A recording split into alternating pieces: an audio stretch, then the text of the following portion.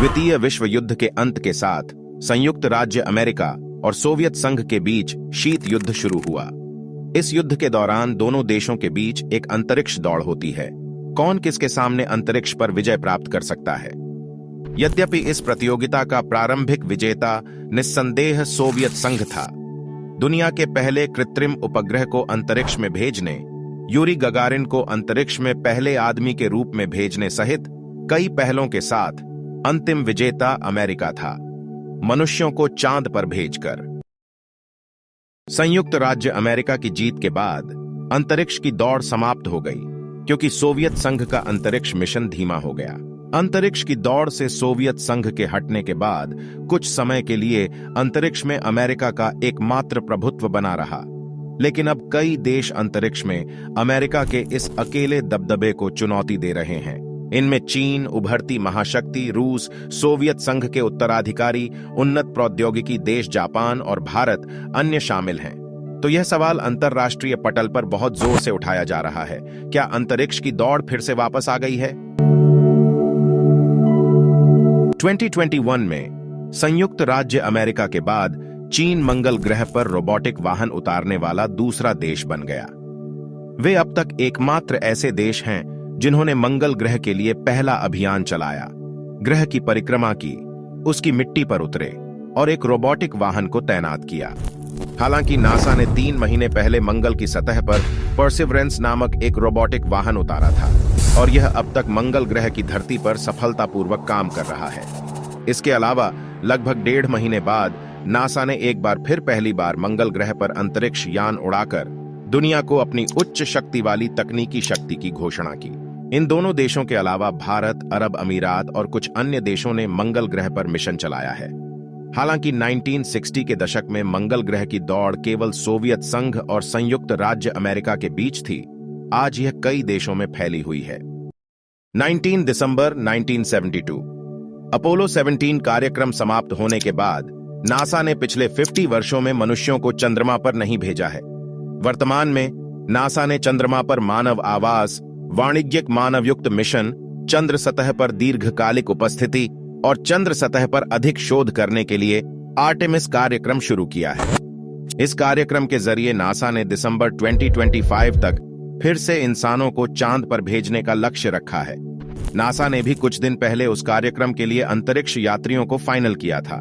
NASA उस कार्यक्रम से प्राप्त ज्ञान का उपयोग अपने मानव मंगल कार्यक्रम को सफल बनाने के लिए करना चाहता है। इस बीच चीन थमने का नाम नहीं ले रहा है। वे 2030 तक 2 अंतरिक्ष यात्रियों को चांद की सतह पर उतारना चाहते हैं। इसके लिए पिछले फरवरी में उन्होंने अपना मून लैंडिंग व्हीकल दुनिया के लिए खोल दिया। इस बीच रूस शांत नहीं बैठा है। इस साल जुलाई तक अपना लूना 25 प्रोग्राम लॉन्च करने जा रहे हैं। इस कार्यक्रम के माध्यम से वे नमूने एकत्र करने के लिए चंद्रमा के दक्षिणी ध्रुव पर एक रोबोटिक वाहन भेजेंगे। 12 अप्रैल को रूसी अंतरिक्ष एजेंसी रोसकोस्मोस के सीईओ ने कहा था कि केंद्र सरकार रूस के मानवयुक्त चंद्रमा कार्यक्रम के एक मसौदे पर विचार कर रही है। उनके मुताबिक अंतरिक्ष यात्रियों को चांद पर भेजने के लिए सुपर हैवी क्लास के रॉकेट विकसित करना जरूरी है।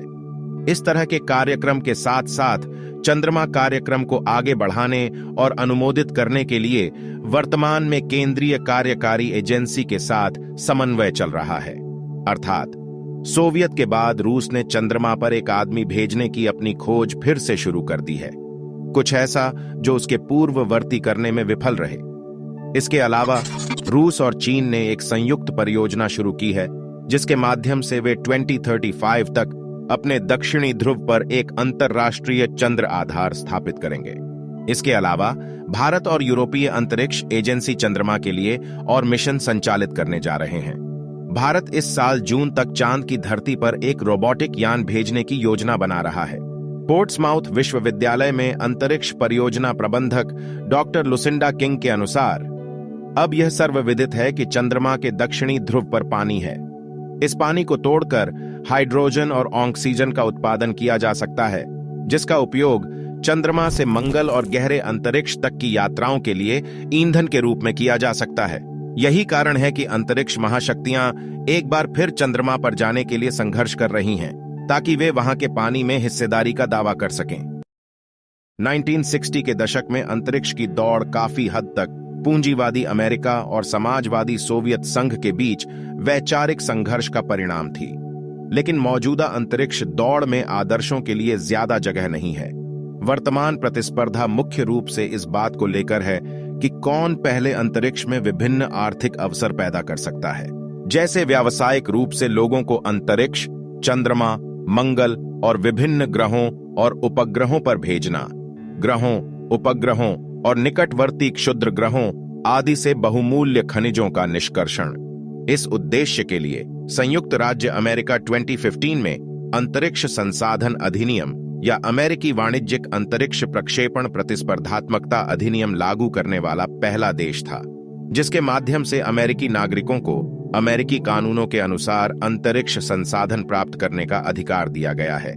आश्चर्य की बात यह है कि लग्जमबर्ग और संयुक्त अरब अमीरात जैसे छोटे देश भी अपना अंतरिक्ष संसाधन कानून बना रहे हैं। चीन अंतरिक्ष में अमेरिका के आर्थिक और सुरक्षा हितों को चुनौती देने के लिए अंतरिक्ष संपत्तियों के विकास को राष्ट्रीय प्राथमिकता मानता है।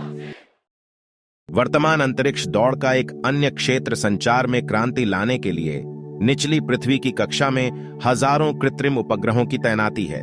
अमेरिकी निजी कंपनी स्पेसएक्स ने अब तक 3,500 कृत्रिम उपग्रह तैनात किए हैं। यूक्रेन युद्ध में इसके बड़े पैमाने पर उपयोग का उदाहरण है। स्पेसएक्स की योजना 2027 तक 12,000 कृत्रिम उपग्रह और स्टारलिंक परियोजना के माध्यम से कुल 40,000 संचार उपग्रह लॉन्च करने की है। इस बीच चाइना सैटेलाइट नेटवर्क ग्रुप नामक कंपनी ने 13,000 संचार उपग्रहों को तेजी से भेजने की योजना बनाई है, जिसके माध्यम से यह परियोजना दुनिया में कहीं भी इंटरनेट कनेक्शन प्रदान करेगी। उपरोक्त चर्चा से यह निष्कर्ष निकालना अतिशयोक्ति नहीं होगी कि अंतरिक्ष की दौड़ फिर से शुरू हो गई है और इस बार प्रतियोगिता में खिलाड़ी कई देश हैं। यह प्रतिस्पर्धा हमारे सामने अंतरिक्ष के विशाल संसाधनों को खोल सकती है। इन अभियानों में चंद्रमा और मंगल ग्रह पर मानव बस्तियों का सपना हकीकत बन सकता है।